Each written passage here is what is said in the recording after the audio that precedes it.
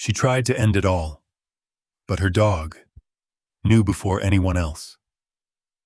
In the stillness of an ordinary California morning, a mother whispered to herself, "Just one more day." No one around her knew how far she had fallen. Not her neighbors, not her friends. But her dog knew. Rex, a German shepherd once trained for police duty, sensed it. In her trembling hands, her restless nights, the way her voice cracked when she said, "I'm fine." And when the moment came, when her despair turned into something darker, Rex acted. He didn't hesitate. He didn't think. He just moved. What happened next would make headlines across the state, but behind the headlines was something far deeper. A story of love, redemption, and how one animal's courage became the line between tragedy and life. Stay with me, because by the end, you'll see how this German shepherd didn't just save lives. He saved a family's soul. The morning sun of early autumn spilled its soft gold over a small Californian suburb. Streets curved gently between rows of maple trees, and the air smelled faintly of baked bread and dew. Lawns gleamed emerald in the light, trimmed with quiet precision. Children's laughter echoed somewhere down the block, a melody of innocence carried by the breeze. The scene felt peaceful, almost cinematic in its stillness, as if nothing dark could ever touch a place like this. Inside a modest two-story house at the end of Maplewood Drive, Emma Carter, 25 and newly single, moved through her kitchen with the restless rhythm of someone pretending everything was fine. Her hair was loosely tied, her eyes puffy from another sleepless night. She flipped pancakes on the pan, while humming a tune she barely remembered, her lips curving into a soft smile whenever her daughters giggled at the kitchen table. "Mommy, can we go to the park today?" the older one, Lila, asked. 6 years old, bright-eyed, and endlessly curious. "Maybe later, sweetheart," Emma replied, brushing flour off her apron. "Let's just enjoy breakfast first." Her voice sounded warm, but there was a crack beneath the surface, a tremor too small for children to hear, but loud enough for anyone who truly knew her. As she moved toward the counter, her hand brushed against a stack of envelopes. The top one bore the logo of the Superior Court of California, stamped in harsh black ink. Her eyes lingered on it just long enough for her breath to catch, before she turned away. On the floor near the window, Rex, the family's German shepherd, lay quietly, his dark amber eyes fixed on her. Chums. He wasn't just any dog. He was a retired police K-9, trained to detect danger, to read human emotion better than most people could. His ears twitched every time Emma sighed. His instincts told him something wasn't right. Not the kind of wrong that came from intruders or loud noises, but something subtler, something heavy. The kitchen clock ticked rhythmically. Tick, tick, tick. Each sound a small reminder that time was running, that decisions were closing in. At precisely 9 o'clock, the front door opened. A gentle voice called out, "Emma, it's Mom. You up already?" Margaret, Emma's mother, stepped inside, carrying a small basket of muffins wrapped in cloth. Her silver hair glimmered in the light, and her face, though kind, carried the quiet lines of worry. She smiled at her granddaughters, who ran to her with giggles and hugs, before her gaze lifted to Emma. And in that single moment, her smile faded. She noticed what others might have missed, the dark circles under Emma's eyes, the way her fingers trembled slightly when she poured orange juice, the faint pile of unopened mail on the counter. The medication bottles by the sink, half full, half forgotten. "Sweetheart, you look exhausted," Margaret said softly, touching her daughter's arm. I'm fine, Mom. Just tired, Emma murmured, brushing it off. But Margaret wasn't convinced. Her mother's intuition, the kind that transcends logic, whispered that something deeper was wrong. She'd seen this kind of quiet despair before, in other women, in her own reflection years ago. She glanced toward Rex, who had risen and now stood alert beside the girls, tail still but eyes sharp. The dog's gaze shifted between Emma and the window, as though sensing a storm building in the still air. The morning unfolded in soft fragments, toast crunching, laughter spilling, sunlight dancing across the kitchen tiles. Yet beneath it all, tension hummed like a low, invisible current. Emma moved mechanically, cleaning the dishes, folding napkins, smiling on cue. Every few minutes, she would drift into silence, staring out the window toward nothing. Outside, leaves rustled under a faint wind. A delivery truck drove by, dropping off letters that fluttered against the mailbox. The world went on, oblivious. Margaret tried to lighten the air. You know, maybe the girls could stay with me this weekend. You could rest, have a little time for yourself. Emma's reaction was sharp, too sharp. No, Mom. I can handle it. They're my daughters. The room fell silent. Even Rex froze for a moment, ears perked. Lila and the younger one, Sophie, glanced up, sensing tension, but not understanding it. Margaret smiled faintly, trying to mend the mood. Of course, honey. I didn't mean… I know, Emma interrupted, forcing a laugh. I just don't want them away from me right now. Her eyes darted to the counter again, to the court letter she hadn't yet opened. She could almost hear the words inside it, feel them cutting through her composure, like paper blades. Margaret followed her gaze, then looked away, her throat tightening. I'll make us some tea, she said quietly, moving toward the kettle. The clinking of cups filled the silence. Meanwhile, Rex padded softly to Emma's side, pressing his head against her leg. She absently reached down to stroke him, fingers grazing the rough fur of his neck. For a moment, something softened in her expression. That brief connection between human pain and animal instinct. But then the sound of the kettle's whistle pierced the moment. Sharp and sudden. Emma flinched. Margaret turned quickly, noticing the tremor in her daughter's hands as she lifted the teapot. The faint shimmer of fear flickered in her eyes, though it was unclear who or what she was afraid of. When Margaret finally left later that morning, she lingered at the doorway. Call me tonight, okay? She said, her tone half request, half plea. Emma smiled. I will. Don't worry. But Margaret hesitated before stepping outside.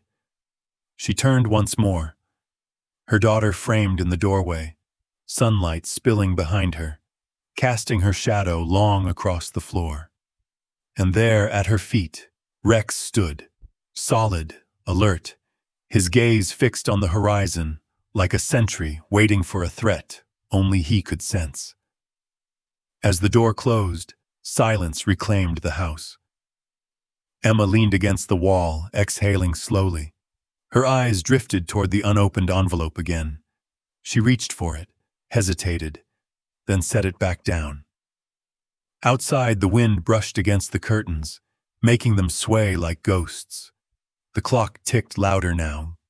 Tick, tick, tick, each beat syncing with the pulse in her wrist. Rex moved closer, his head tilted slightly, his ears twitching, as though the house itself was whispering something only he could hear.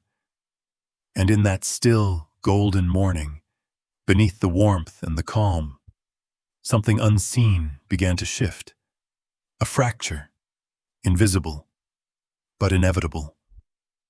Rex's tail lowered, his gaze fixed on Emma one last time before he turned toward the window. The camera lingers there, on his silhouette against the fading sunlight, and the faint tremor in Emma's hand as she finally tears open the envelope. The letter lay open on the kitchen table, its sharp white edges cutting through the soft afternoon light. The words printed in black ink bled together as Emma read them again and again, her breath shallow, her fingers trembling. Temporary custody awarded to Mr. Daniel Carter, pending further evaluation. Those 12 words shattered the fragile illusion she had built, the one that said she was strong enough, that she could hold her small world together with nothing but willpower and love. Outside, the golden calm of the suburb carried on. Lawnmowers hummed, neighbors waved across driveways, and somewhere, a child's laughter rang out. But inside the Carter house, silence pressed against the walls like a heavy fog. Emma sat unmoving, her eyes fixed on the paper as though staring long enough might change what it said.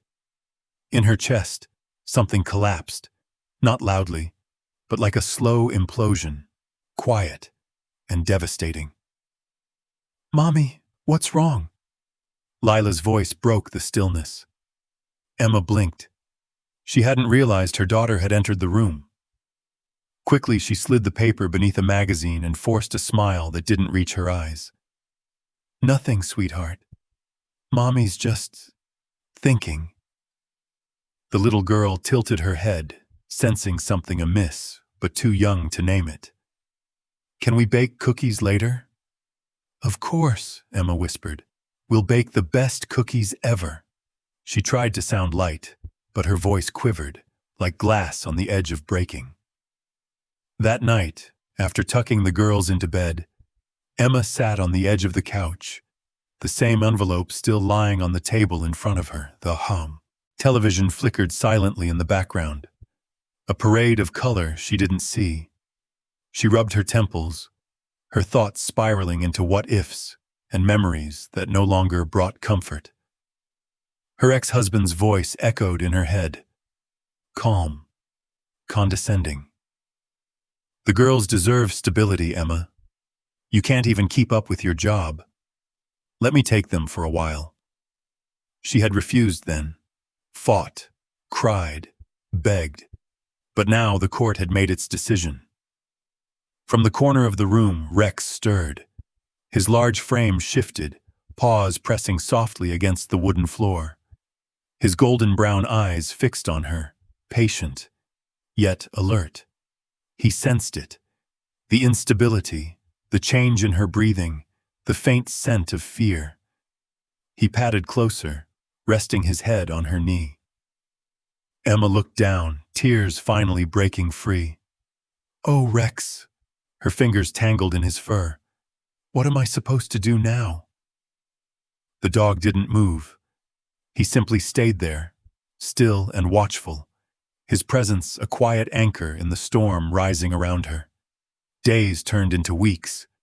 The world outside carried on with indifferent rhythm, but inside the Carter home, something dimmed.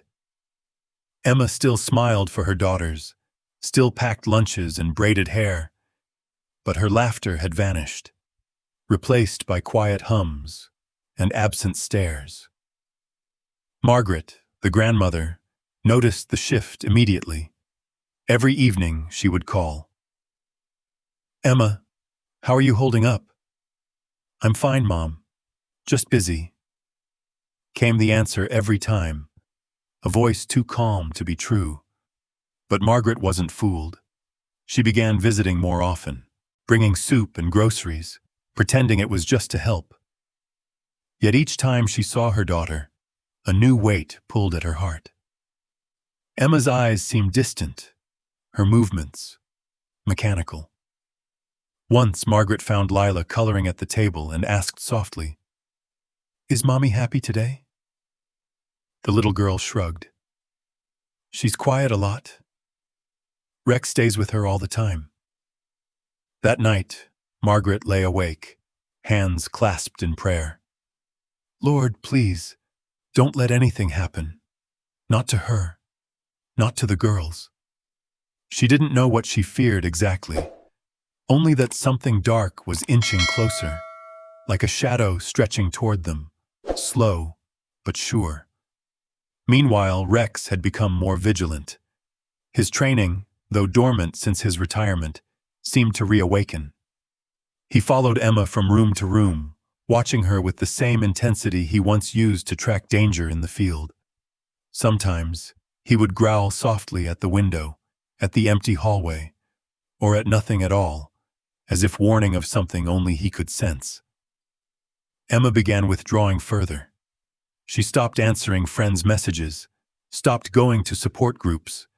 She kept the girls close, always within sight, as though afraid they might vanish if she looked away. One afternoon, Lila's teacher called about her missing homework. Emma apologized, voice trembling. "We've had a lot going on." Then she hung up and sat in silence for nearly an hour, staring at the phone. The walls felt smaller now, pressing in. Every sound, the hum of the refrigerator, the creak of the stairs, the ticking clock, seemed amplified, echoing through the hollow quiet of the house. That evening, Margaret arrived again unannounced. She found Emma sitting on the floor in the girls' room surrounded by toys, her face pale and vacant. "Sweetheart." Margaret knelt beside her. "What's happening to you?" Emma blinked, as though waking from a trance. "I'm fine, Mom. Really." But her voice was brittle, a leaf ready to crumble at a touch. Margaret looked around the room. The unwashed dishes in the hallway, the curtains half drawn, the toys scattered, without joy. Something was unraveling. She took her daughter's hand. "Please, let me take the girls for a few days. You need rest." But Emma shook her head, almost violently. "No, I can't let them go, not now." Her tone was desperate, protective, and something else Margaret couldn't name. That night, after Margaret left reluctantly, the house fell into silence again. Emma tucked her daughters into bed, kissed their foreheads, and sat beside them until their breathing softened into sleep. The moonlight filtered through the blinds, painting faint stripes across the room. Rex lay by the door, his ears twitching at every creak. Emma whispered, barely audible, "They can't take you away from me. I won't let them." The air seemed to thicken. The ticking clock grew louder, syncing with her shallow breaths. Rex's gaze lingered on her, not just as a protector, but as if trying to understand the strange shift in the human he trusted most. He let out a low rumble, not of threat, but of unease, a sound that vibrated through the stillness. In the hallway, a gust of wind pushed the half-open door, making it creak slowly. The shadows stretched long across the carpet, curling like smoke toward the bed where the girls slept. Emma's face softened, then hardened. Caught between love and fear, she leaned against the wall, eyes unfocused, tears slipping silently down her cheeks. Rex stood now, muscles tense, staring through the open door into the dark beyond, his instincts screaming a warning he couldn't voice. And as the moonlight flickered through the window, the house felt alive with quiet dread. The kind that doesn't shout, doesn't strike but waits. The mother sat motionless in the dark, her daughters breathing softly beside her, while Rex, ever loyal, ever watchful, growled low into the nothingness, sensing that the calm had finally begun to crack. Morning light filtered through the blinds, sharp and pale, a sterile brightness that did little to warm the room. The air felt heavier now, filled with quiet tension that clung to every breath.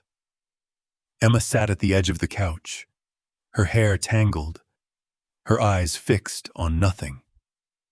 The television flickered in front of her, muted, images of smiling families and detergent commercials passing like ghosts. For days, she had tried to hold herself together. but the cracks, once invisible, were beginning to show. Her laughter, once soft and warm, had vanished completely. She moved like someone underwater, slow, detached, as though the world existed behind a glass wall she couldn't reach through. Her phone vibrated again on the counter. Mom. She didn't answer. She never did anymore. The calls, the texts, the worried messages, they all blurred together into white noise. Rex lay near her feet, head resting on his paws, eyes half open but alert. He watched her with quiet intensity, his chest rising and falling with deep, steady breaths. Every few minutes he'd lift his head, glance at her face, then sigh. The kind of sigh only dogs give when they know their human is hurting beyond words. That afternoon, after a nudge from Margaret, Emma forced herself to see a psychologist. The office smelled faintly of lavender and books, a sterile calm she didn't trust. She sat in a soft chair, staring at a painting on the wall, a meadow beneath an open sky. The doctor's voice was gentle. Emma, I read about your custody case. That must feel very overwhelming. Emma nodded faintly. It's just unfair. Do you feel safe with your emotions right now? She hesitated. I'm not dangerous, she said too quickly. I just feel like no one understands. The doctor tilted her head, pen poised. Understand what? Emma's eyes filled with tears. What it's like to lose your children while they're still alive. The words hung in the air, fragile, raw, almost frightening in their honesty. The doctor leaned forward, but Emma was already standing. I shouldn't be here, she muttered, wiping her face. You don't understand a mother's pain. She left before anyone could stop her. The door closed softly behind her, and the sound echoed like a quiet shatter. Outside, the sky had clouded over, a flat, gray sheet pressing down on the world. She walked home, her footsteps slow, her reflection passing in the windows of cafes and boutiques she no longer entered. That evening, Margaret came again. She didn't bother calling first. She found Emma sitting on the porch, shoulders hunched, the court letter still folded in her hand, like a talisman she couldn't burn. Sweetheart, Margaret began, lowering herself beside her. Please come stay with me for a while. You need rest. The girls can play in the garden. You can... Emma shook her head, her voice small but firm. No, I can't. Why not? Because if I leave this house, she whispered, I lose everything. They'll think I've given up. Daniel will win. Her mother looked at her, at the thinness of her face, the tremor in her hands, and felt something deep inside her twist. It's not a battle, Emma. It's life, and you have to live it. Emma laughed then, a sound brittle as glass. You don't understand. They're all trying to take them from me. They're not, honey. They are. You'll see. Margaret reached out to hold her, but Emma pulled away, turning toward the house. Inside, the girls played quietly on the living room rug. Rex sat nearby, his body still but his ear songs perked. When Emma entered, the room fell silent for a heartbeat. She forced a smile and knelt beside them. Hey, my loves, she said softly. What are we building today? Lila held up a plastic castle. This is where we'll live when we're big. Emma brushed her fingers through her daughter's hair, the same fingers that once braided it before school, steady and gentle. But now, they trembled. It's beautiful, she whispered. Don't ever leave your castle, okay? Lila giggled, not understanding, and returned to stacking blocks. That night, when the girls were asleep, Emma wandered through the house in silence. She moved from room to room, locking each door behind her. Click, click, click. Each sound echoed like a heartbeat, a ritual of control in a world slipping beyond her grasp. Her phone buzzed again. A message from her lawyer. Custody hearing postponed.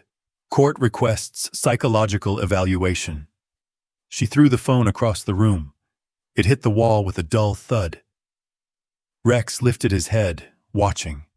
He didn't bark. He just stared, unblinking, waiting for her next move. Emma sank onto the floor beside him, tears spilling freely now. "They think I'm crazy," she whispered. "They want to take them away." Rex tilted his head, then nudged her arm with his nose, pressing closer. She hugged him tightly, burying her face in his fur.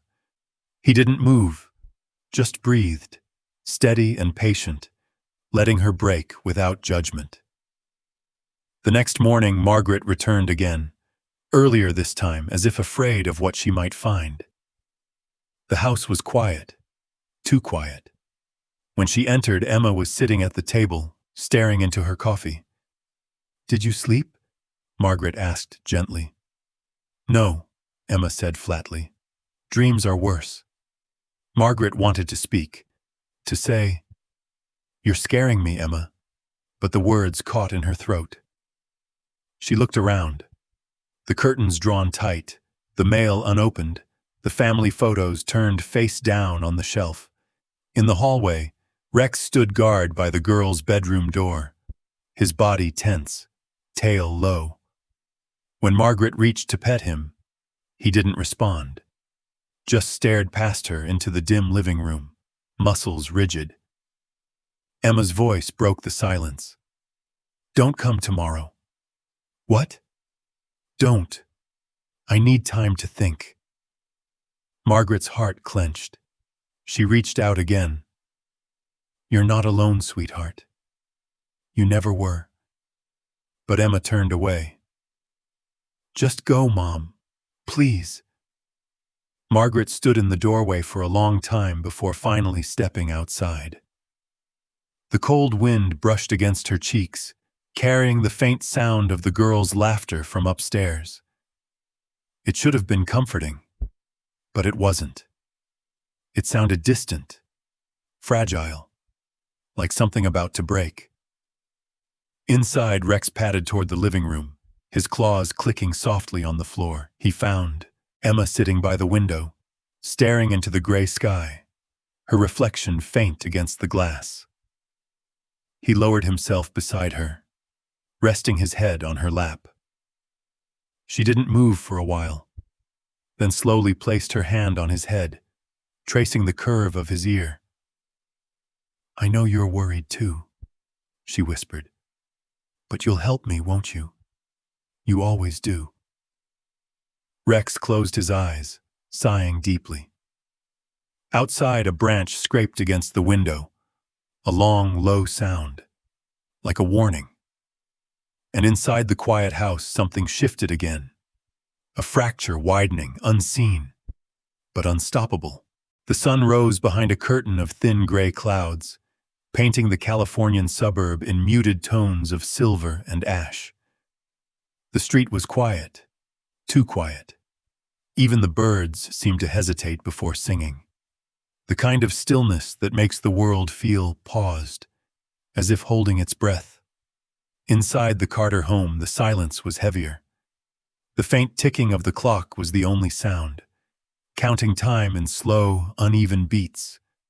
The air smelled faintly of stale coffee and something metallic, a hint of despair no candle could mask. Emma sat at the kitchen table, a pen in her hand, a sheet of paper before her. The morning light fell across her face, revealing how pale she'd become, how her eyes had dulled into distant glass. Around her, the house was still, curtains drawn, dishes untouched, toys scattered where the girls had last played. She began to write. "My beautiful girls, when you read this, we'll be somewhere peaceful. No more fighting, no more fear. We'll finally be together, and no one can take you away again. Her handwriting trembled, elegant at first, then erratic, as tears fell and blurred the ink. She folded the letter carefully, pressing it to her chest before slipping it into an envelope labeled, "For my daughters." On the counter nearby, several more papers were stacked, notes for her mother, one for the court, and one simply titled, "I'm sorry." She stood slowly, her body moving with mechanical precision, and walked toward the bathroom. The walls seemed to close in with every step. The light inside flickered once, then steadied, a dim yellow glow spilling over the cold tile. She filled the sink, then a small bowl with water. Her hands shook as she reached for the towels.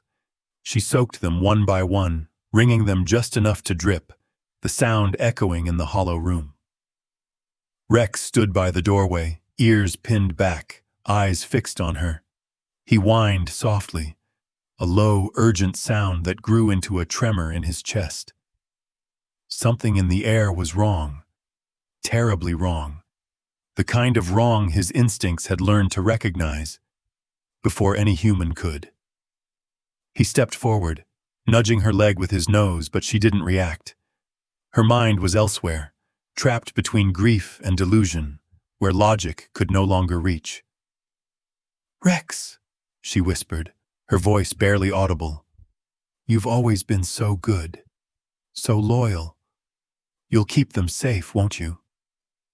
The dog whined louder now, pacing in circles, tail stiff, his nails clicking against the tile. Upstairs, the girls laughed faintly, the sound innocent and fleeting.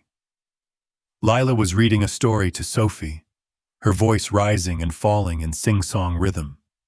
It should have been comforting, but to Emma, it was unbearable, a reminder of what she feared to lose. She turned off the tap, leaving the soaked towels folded neatly beside the bowl. The quiet returned, thicker than before.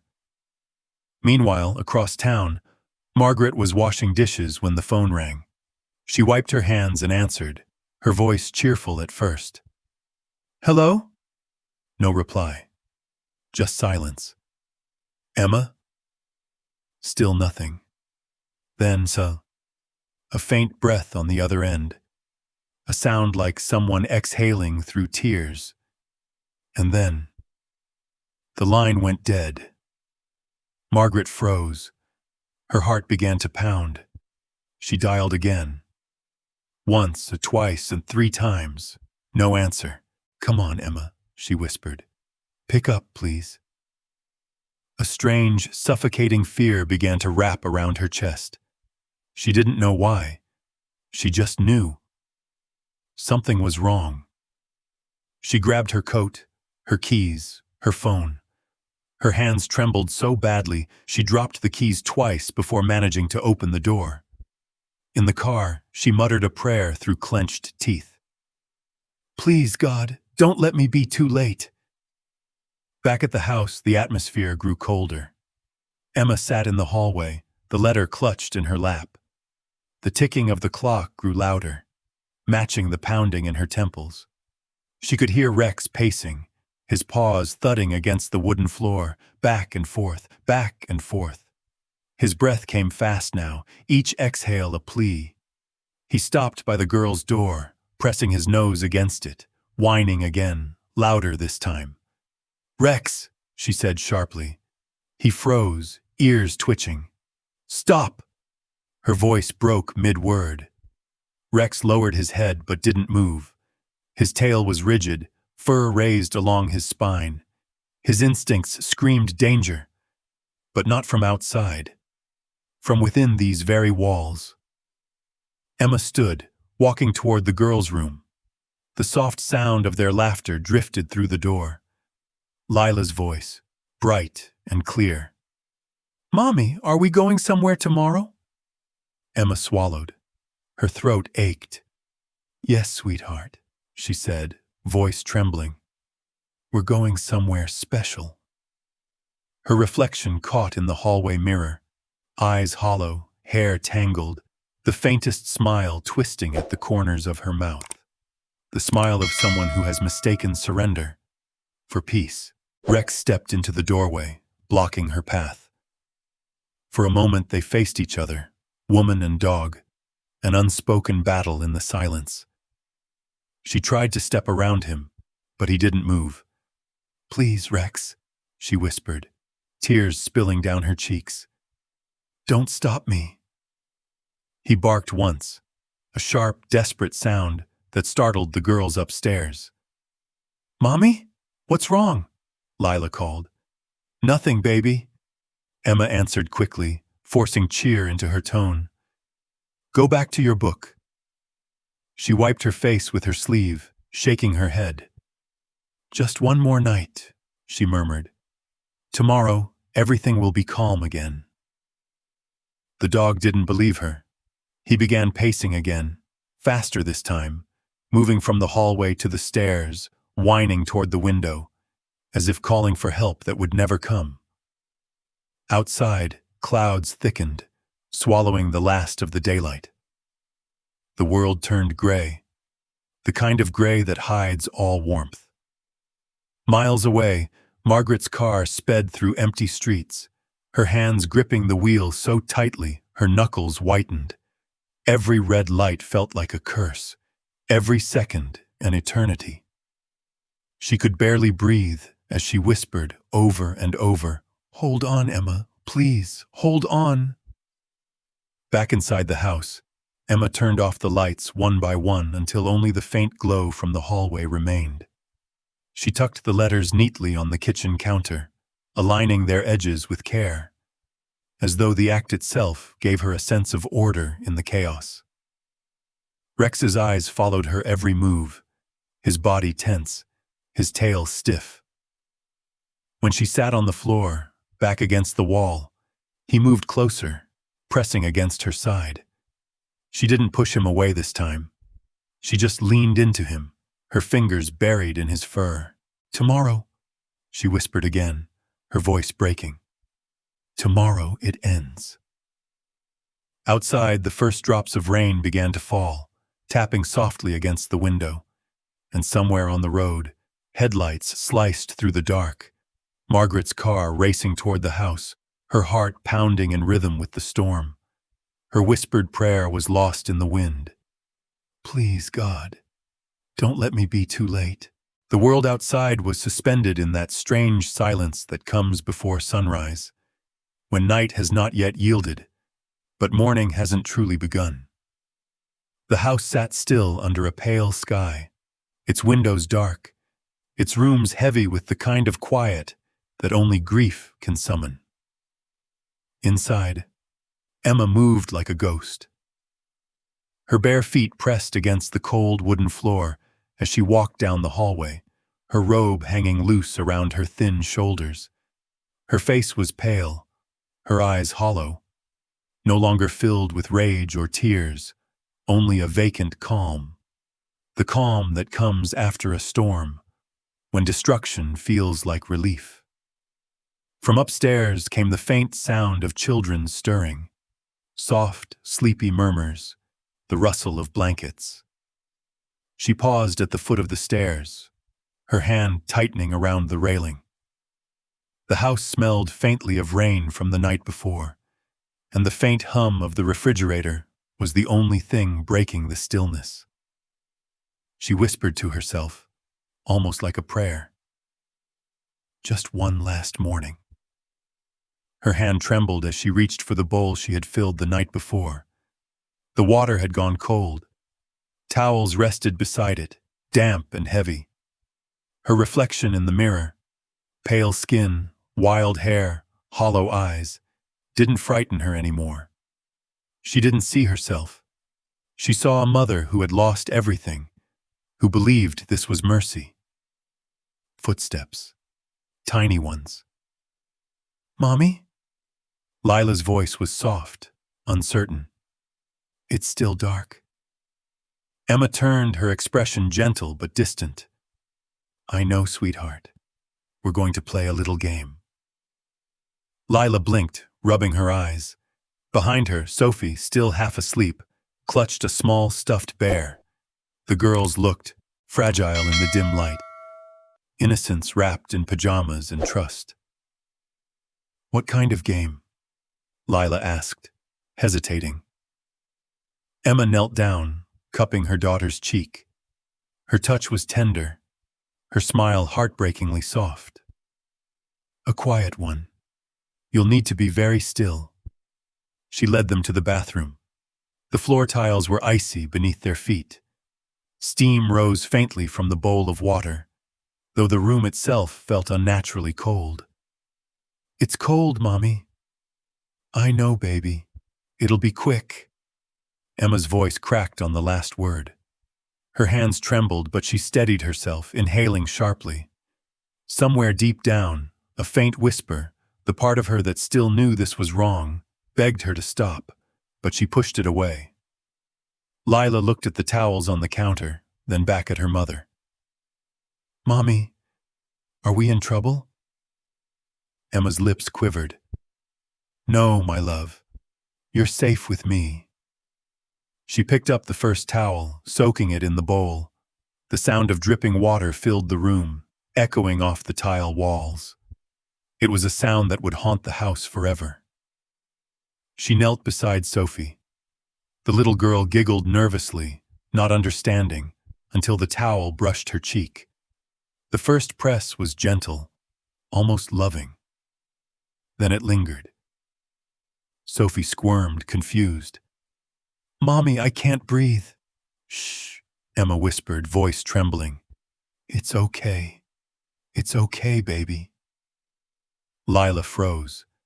She saw her mother's face, not angry, not sad, but hollow. Something primal inside her screamed that something was very wrong. She grabbed at her mother's arm. "Stop! Mommy, stop!"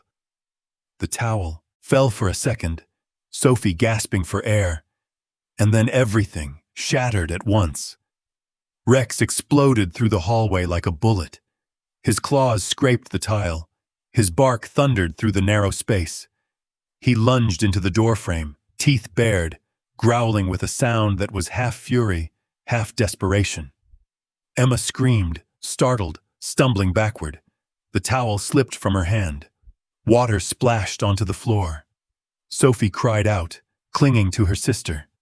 "Rex, no!" Emma shouted, but the dog's training had taken over. He moved between her and the children, his body a wall of muscle and instinct. His bark was deafening, echoing through every corner of the house.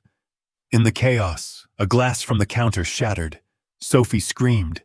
Lila clutched her sister tightly, sobbing. "Mommy, please stop!" Emma's mind spun, the sound of her daughter's cries colliding with Rex's growls, the pounding of her heart. I just wanted," she stammered, but the words dissolved into sobs. Rex advanced a step, teeth flashing. He didn't attack, but he didn't move aside either. His gaze locked on Emma's, sharp and unwavering. For a moment, time froze between them. A battle of wills, love twisted into fear. Then, from outside, a car door slammed. Footsteps on gravel, a voice shouting her name. "Emma! Emma!"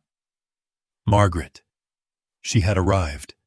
Fueled by instinct and terror, the grandmother threw open the front door, her heart pounding so hard it blurred her vision.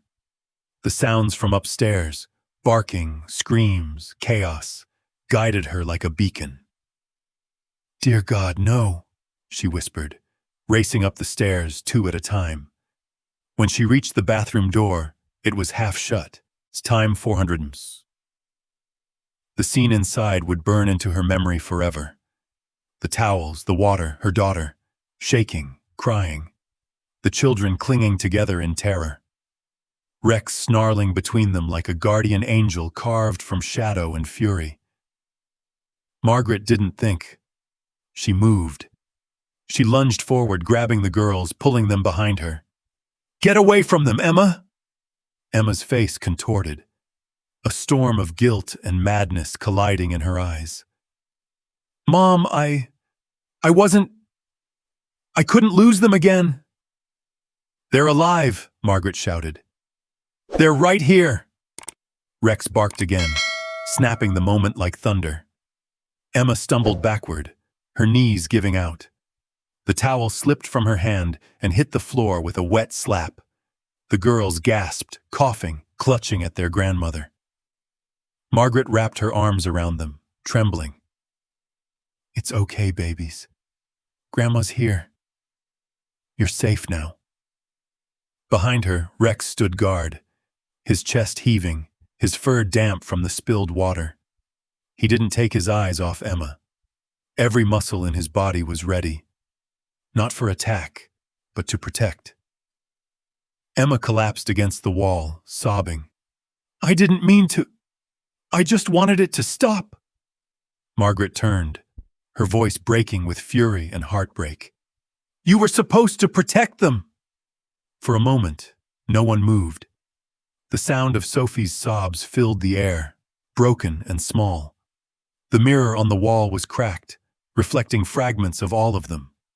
The mother, the grandmother, the children, and the dog. A family shattered, but still breathing.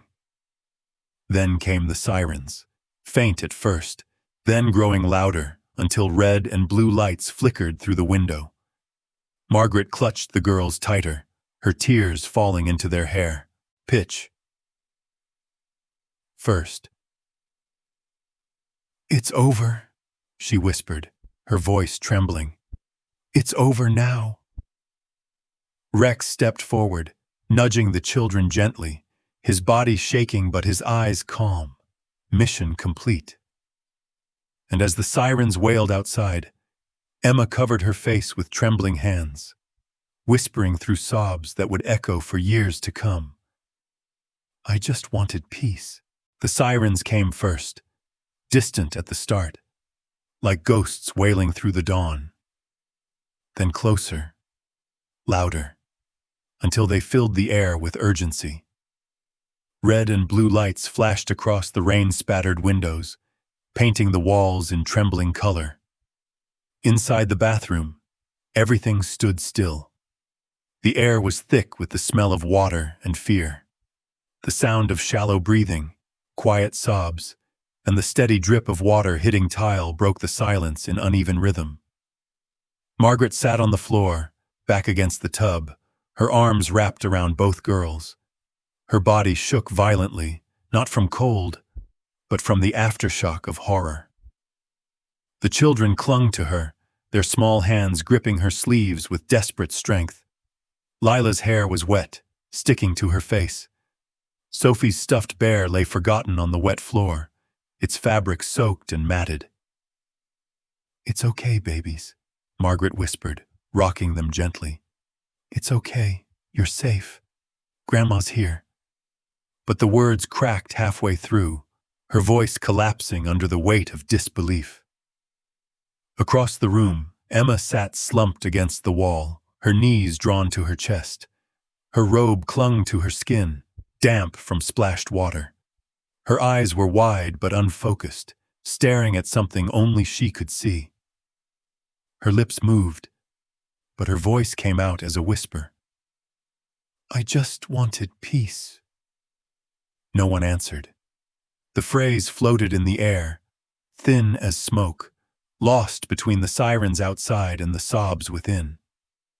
Rex stood in the middle of the chaos, fur soaked, sides heaving with each breath. His paws left wet prints on the tile. He watched Emma without blinking, chest rising and falling in steady rhythm. His growls had faded now into silence, but his body stayed taut, ready. Every instinct still screamed, protect, defend, guard. Downstairs, the front door burst open. Heavy boots pounded against the floorboards. Shouts echoed up the stairwell.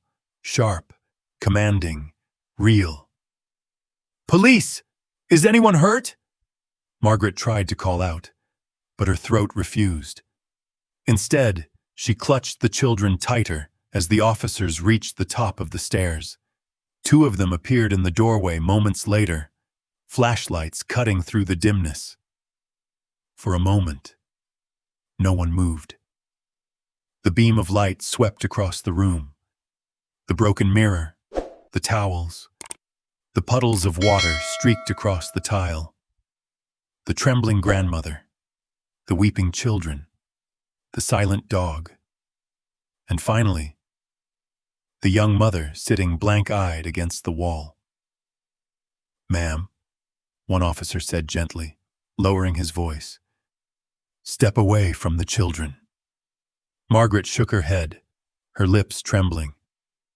She's my daughter." The officer hesitated. Something in his face softened, then hardened again as he stepped carefully inside. "We're here to help, ma'am. Just hold still."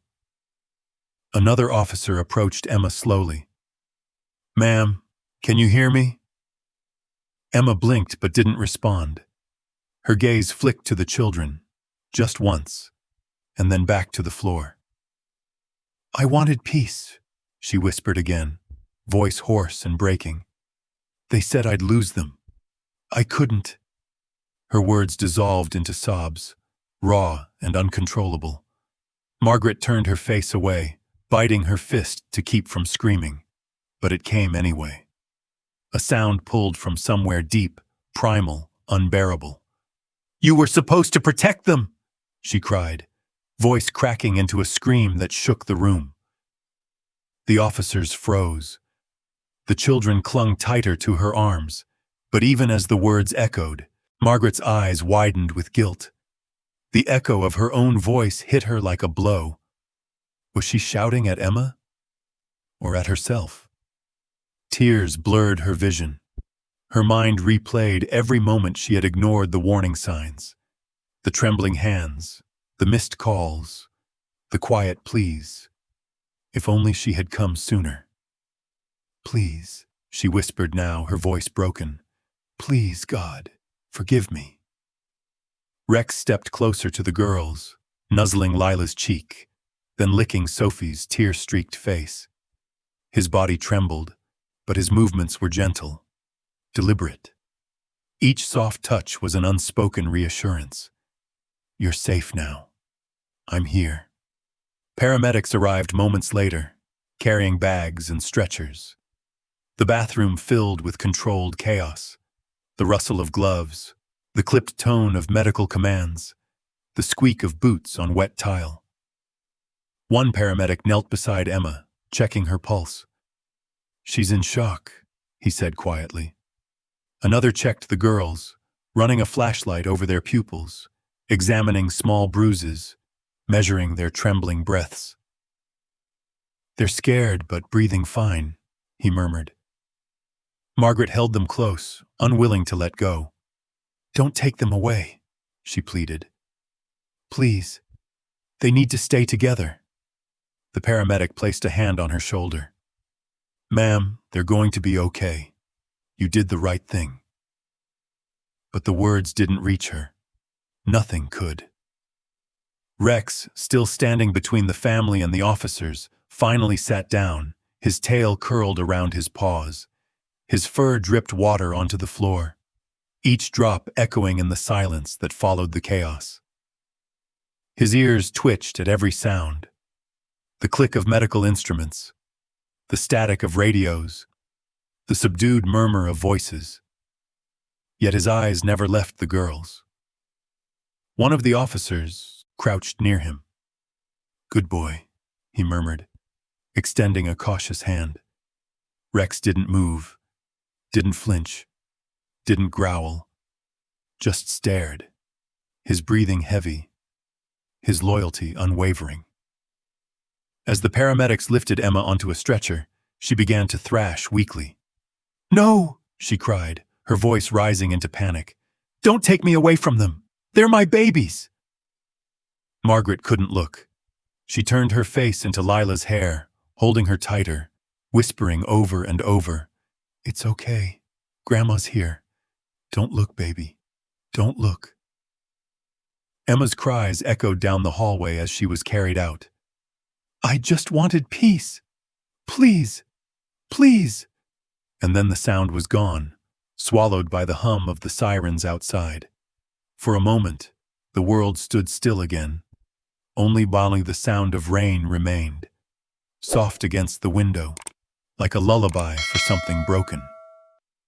Margaret sat in the middle of the wreckage, her body trembling, the children pressed close against her. Rex lay down beside them, resting his head on Lila's knee. The girl's tiny hand found his fur instinctively, fingers curling into it like a lifeline. "Good boy," she whispered through her tears. The dog closed his eyes, exhausted but alert, his chest rising and falling in slow rhythm, the last guardian standing watch. And as the paramedics packed their equipment and the officers filed quietly from the room, the image froze in time. A grandmother weeping on the floor, two little girls wrapped in her trembling arms, and a German shepherd, drenched, loyal, unyielding, guarding what remained of their world. Outside, the storm broke. Days had passed since that morning, the morning that split their lives into before and after. The sterile hum of the hospital had replaced the sounds of chaos. Everything was white. Walls, sheets, lights. Too bright, too clean. As if the world itself was trying to erase the stains of what had happened. But some things don't wash away. In room 217, Lila and Sophie lay side by side in a narrow hospital bed, wrapped in soft blankets that smelled faintly of disinfectant. They hadn't spoken much since that night. Every so often, Lila would stir in her sleep and whisper, "Mommy?" Then turn over quickly, as if realizing the word no longer felt safe. On the floor beside them lay Rex, the once fearless German shepherd, now subdued but still vigilant. His fur was shaved in patches where the paramedics had cleaned his cuts, minor scrapes from the shattered glass, but his eyes remained sharp. Whenever the girls whimpered or twitched in their sleep, he would lift his head, sniff the air, and rest his chin back on the bed's edge, his tail tapping faintly like a heartbeat of reassurance. The nurses called him the guardian. The doctors allowed him to stay, an exception few questioned, because every time someone tried to move him, the children cried until he returned.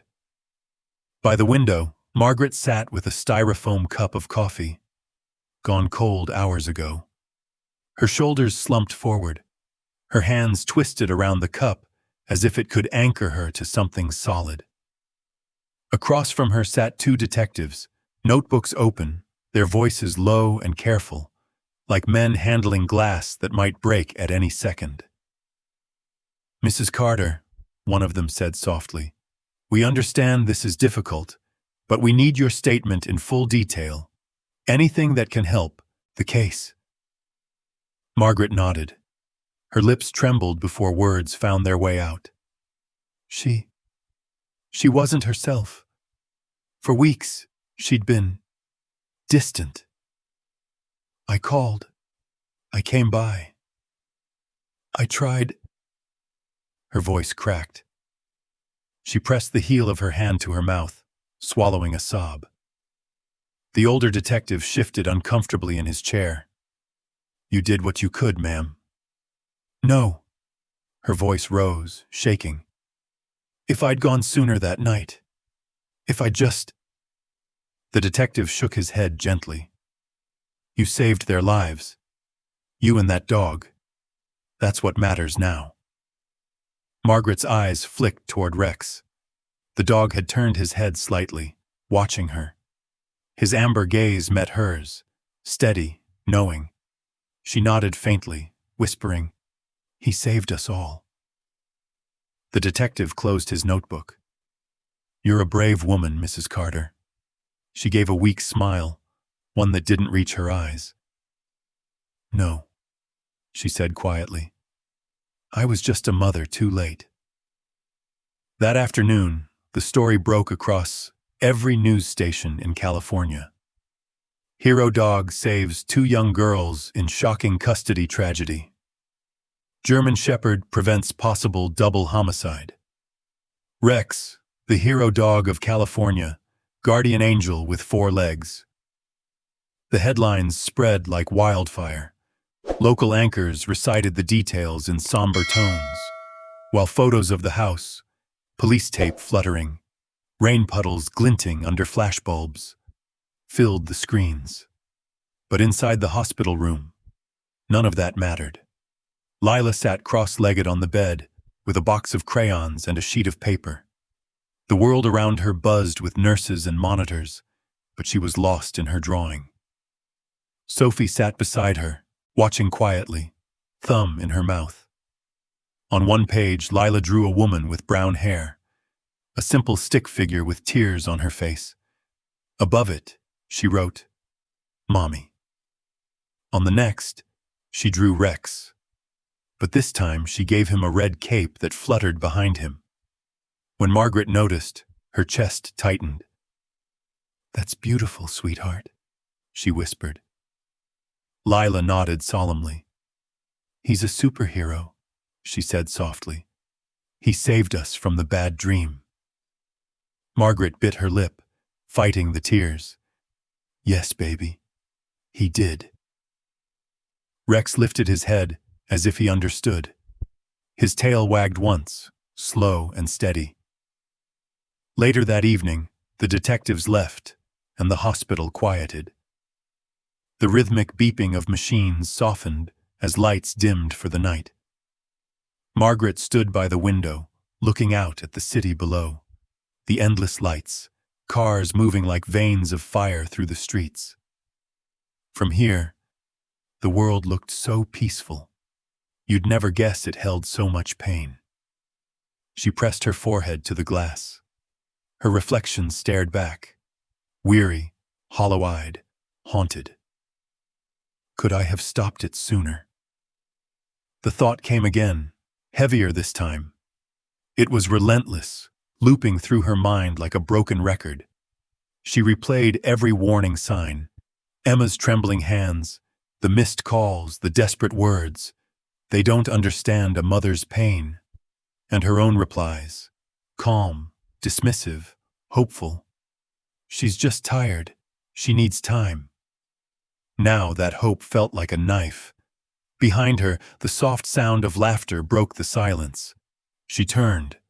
Lila was giggling as Rex nudged her crayon box with his nose, sending colors scattering across the blanket. Sophie clapped her hands, delighted.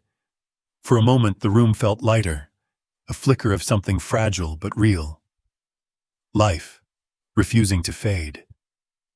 Margaret smiled through tears. She reached down, stroking Rex's fur. "Good boy," she murmured. "You keep them smiling, okay?" He looked up at her, eyes calm, unblinking, a silent promise. The girls returned to their drawings. Sophie leaned close and whispered, "Grandma, can we take Rex home when we leave?" Margaret's throat tightened. "Of course, sweetheart. He's family now." And in that small exchange, something in her heart began. Not to heal, not yet, but to breathe again. That night, long after the girls had fallen asleep, Margaret sat alone in the corner chair. The room was dark except for the soft blue glow of the monitor. She could hear the slow rhythm of the children's breathing, the occasional rustle as Rex shifted beside the bed. Her gaze drifted to the ceiling, eyes wet, voice a whisper meant only for God. "Please forgive her," she said. "Forgive my Emma. She was lost and I didn't see how far." Her words trembled into silence. She leaned back, exhaustion pulling her down. Outside, the city hummed softly, life moving forward, indifferent, unstoppable. Inside, a grandmother, 2 sleeping girls, and a faithful dog clung to what was left. Not victory, not peace, but survival. And for the first time in days, Margaret allowed herself to close her eyes. Rex stirred once more, checking the room. Then he laid his head gently on Lila's feet and exhaled. The low rumble of his breath blending with the quiet hum of the machines. The world outside could call him a hero. But to the three souls in that small room, he was something far greater. A living heartbeat of hope in a place where too much had been lost. Months passed. The seasons shifted from the pale chill of winter to the first hesitant warmth of spring. But inside the courthouse, the air was heavy, unmoving, thick with the weight of what was about to unfold. Reporters clustered outside beneath a gray morning sky, cameras flashing, microphones raised, voices murmuring words like tragedy, custody, hero dog. Yet beyond the noise, the world inside remained painfully still. In courtroom 3B, Emma Carter sat at the defendant's table, hands folded in her lap, wrists pale beneath the soft fabric of her prison-issued sweater.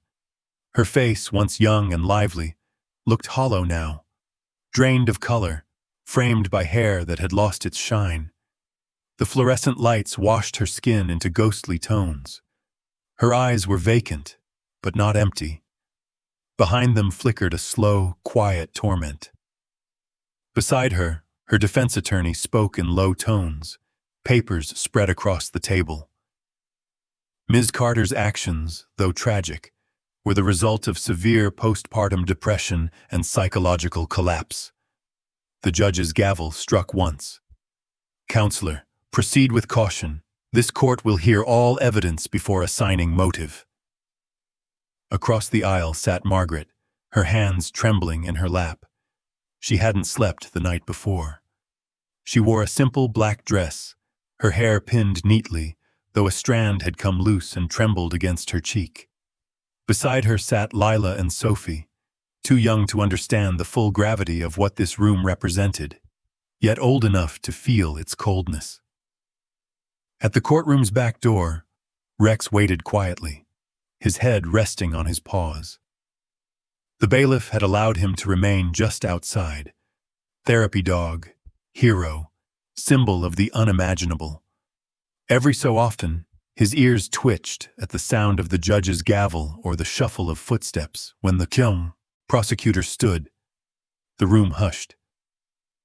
"Your Honor," he began, "this case is not merely about law, but about love twisted by despair. A mother, once loving, succumbed to her demons and nearly took the lives of her children. And yet, those same children, innocent, forgiving, survived because of courage beyond reason, a grandmother's instinct, and a dog's loyalty." He turned toward Emma briefly, his tone softening. "No verdict can undo what happened, but justice must still speak." Margaret's breath hitched. Her heart pounded in her ears. When her name was called, she rose slowly, gripping the rail for balance. The clerk guided her to the witness stand, her steps unsteady. She was sworn in, and the prosecutor's gentle voice led her through the retelling. "Mrs. Carter, can you describe the morning of October 2nd? Margaret's lips trembled. "I got a call, or maybe it wasn't even a call, just a feeling. I knew something was wrong. I drove there. I could hear them screaming before I even reached the door." Her voice cracked. The room went utterly still. "I saw my daughter on the floor," she whispered, tears falling freely now. "And my grandbabies. God, they were crying, gasping for air. And Rex was there. He saved them." She turned toward Emma, her expression torn between anger and sorrow. "I loved you," she said softly. "I still do, but I'll never understand why." Emma didn't lift her head. She stared at her hands, shoulders trembling. The defense attorney rose. "Mrs. Carter, would you agree that your daughter was mentally unwell? That she wasn't in her right mind?" Margaret hesitated. Her jaw clenched. "She was broken," she said finally. "But she knew right from wrong. She knew her children's laughter. She knew love, and she almost destroyed it. The attorney lowered his eyes. No further questions. As Margaret stepped down, she caught sight of Rex through the open door, calm, still, watching. For a moment their eyes met. It was enough to steady her. Then came the part no one was ready for. "Call your next witness," the judge said. "The prosecution calls Lila Carter." The room stirred. A ripple of quiet gasps. The little girl stood slowly from the bench where she sat clutching her grandmother's hand. Dressed in a white dress with tiny yellow flowers, she looked like a child from another world, one untouched by darkness. But her small face was pale, her lips pressed together, her eyes solemn. The bailiff helped her climb onto the witness chair. Her legs swung above the floor. The judge leaned forward slightly, his tone gentler now. "Miss Lila, you understand why you're here today?" She nodded faintly. "You're very brave," he said softly. The prosecutor knelt to her level, smiling kindly. "Lila, do you remember that morning?" She bit her lip, then nodded again. "Yes." "What happened, sweetheart?" Lila's hands twisted in her lap. Her eyes flicked toward the back door, to where Rex lay waiting, a shadow of comfort. She met his gaze and something in her posture changed. Her small shoulders straightened. "She tried to hurt us," Lila whispered. "My mommy. She put a towel on Sophie's face. I told her to stop, but she didn't." The words fell like a stone into still water. The room froze. Even the air seemed to stop moving. Emma's head jerked up. Her eyes met her daughter's. And, for the first time, tears spilled freely down her cheeks. "No," she gasped, voice breaking. "Lila, baby, The judge raised his hand. "Ms. Carter, silence in the court." But the damage was already done. The sound of Emma's sobs filled the space between the gavel strikes. She covered her face, shaking, whispering again and again, "I'm sorry. I'm so sorry." Margaret pressed her hand against her mouth, fighting the urge to run to her daughter, torn between love and fury, between mother and witness. The judge exhaled slowly, the weight of the moment pressing deep into the silence. When the verdict came later that afternoon, the sky outside had turned the color of lead. Rain began to fall, soft and steady against the courthouse windows. The foreperson stood. "We, the jury, find the defendant, Emma Carter, guilty on all counts." The words echoed, final and cold. Emma collapsed into her seat, head bowed. Her attorney placed a hand on her shoulder, but she didn't react. Her lips moved. No sound came out. The judge's voice cut through the stillness. "Given the severity of the crime and the evidence presented, the sentence is 25 years to life." There was no applause, no outrage, only the dull sound of rain. From outside the courtroom, a single bark pierced the silence. Deep, steady, certain. Rex. Heads turned toward the sound. Even the judge paused for a fraction of a second, as though acknowledging it. Margaret closed her eyes. Tears slipped silently down her face. And in that small, echoing room, beneath the hum of rain and the rustle of papers, it felt like something had ended. Not just the trial, but the part of their story ruled by fear. Rex's bark was more than a sound. It was closure, a vow that the girls were safe now, that love, though battered, had survived. The years drifted by like leaves carried downstream, quietly, inevitably. The chaos of that night faded into memory, yet its shadow lingered, soft but permanent, etched into the corners of their lives. The small house in California no longer echoed with sirens or fear. Instead, it hummed with the rhythms of normal life. School mornings, laughter in the yard, the smell of pancakes and warm coffee. Time had done what it always does. It didn't erase the pain, but it softened the edges enough for them to breathe again. Rex had grown older. His once jet fur now shimmered with streaks of silver, and his movements had slowed. Yet his eyes, those deep amber sentinels, still watched over Lila and Sophie with unwavering loyalty. Every morning, as the sun rose through the oaks, he waited by the front door, leash in his mouth, tail wagging slowly, ready to walk the girls to school. The neighbors knew them as the family with the hero dog. Children would wave as Rex trotted alongside the girls, his gait steady, proud. He no longer barked often, but he didn't need to. His presence alone was enough, a silent promise that the world was safe again. Margaret, now in her early 60s, had grown gentler with time. Her hair had turned fully silver, her steps a little slower, but her eyes, the same eyes that had once stared into unimaginable horror, now held warmth. Each morning she packed lunches, kissed foreheads, and reminded herself that this quiet, ordinary life, was the miracle she had begged God for. Sometimes she would pause by the window and watch the girls walking down the sidewalk with Rex beside them, his ears alert despite the stiffness in his legs. She would whisper to herself, "Thank you, boy." Every single time. At school, Lila had become known for her storytelling. It began one spring morning when her teacher asked each student to share a hero story.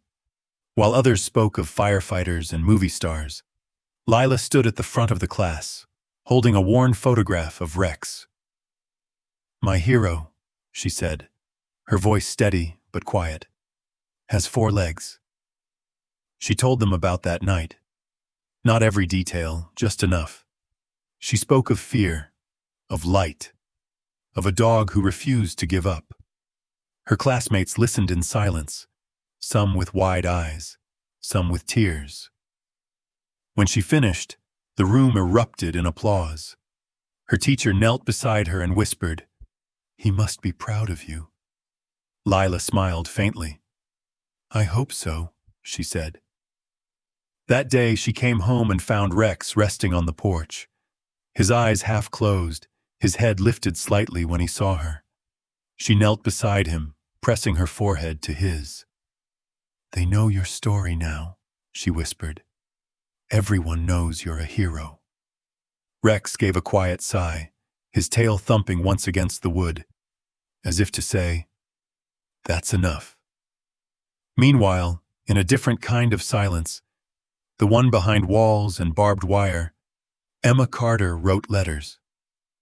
At first, they came once a week, long, rambling apologies filled with regret and broken memories. She wrote about therapy sessions, about facing the dark corners of her mind she'd spent years avoiding. Some letters began with, "My dearest girls," others with, "I don't deserve to write this." Margaret opened the first few, reading them in private, tears staining the pages. Some she tucked away in a box in her dresser. Others she left unopened, the envelopes yellowing over time. The girls were too young to read them then. When Lila turned 10, Margaret showed her one. It was short, written in her mother's careful, slanted handwriting. "Lila, if I could give my life back to you 1,000 times, I would. I don't ask for forgiveness. I just pray that someday you'll know how much I loved you, even when I was lost. Mom." Lila read it in silence. Her fingers traced the ink, trembling slightly. Then she folded it neatly and placed it back into the envelope. "Do you hate her?" Sophie asked softly. Lila shook her head.